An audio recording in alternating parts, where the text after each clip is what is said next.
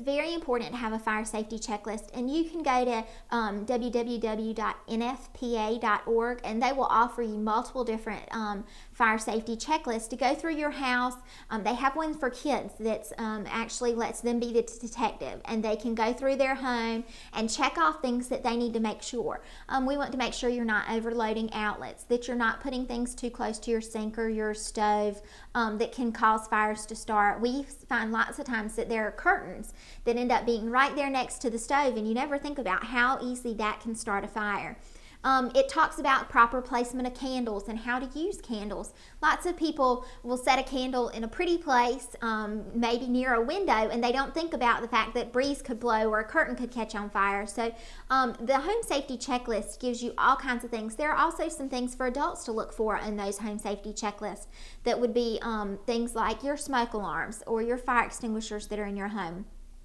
They would also be making sure that there aren't electrical issues in your home. If you're going to have a fireplace in your home, we do recommend an annual inspection of that fireplace, because we do have fires that start. Yes, you want a fire to start in the bottom of your fireplace, but we actually have fires that will burn a house down because they move through the chimney and actually cause a fire to start. So those are areas that you want to look for as well. So these home safety checklists that you can find on the internet are just going to give you multiple different steps to take, and they remind you of things that you usually don't think about, like practicing your home escape plan with your family, and that you should get down on your hands and knees and crawl through your house and close your eyes and feel what it feels like to get out of your house, because if you have a fire, it's generally going to be smoky, it's going to be dark, and you're not going to be able to see. So we do want you to get down on your hands and knees and feel what it would feel like to get out.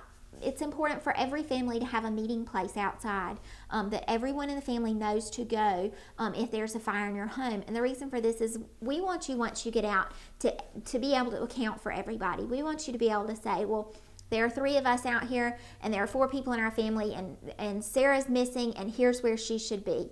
We never ever recommend that anyone go back into a home, and the reason for that is you don't come prepared with all the equipment that firefighters do.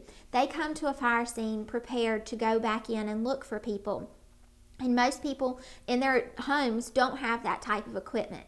So you go in and you get hurt, or you're not able to make it out, and the firefighters then have 2 people to rescue instead of 1. So we always recommend that once you're out, you stay out. You never go back in. We've actually had people who die by going back. They've made it out. People see them outside of the house and they go back in, and that's just a tragedy that they actually had the opportunity to be outside of the home and they chose to go back in. There's nothing inside that the firefighters aren't going to go help you get. Yes, there are memories inside, but if there's actually someone in your family or a friend inside, they're going to do everything they can to make sure that that person gets out alive.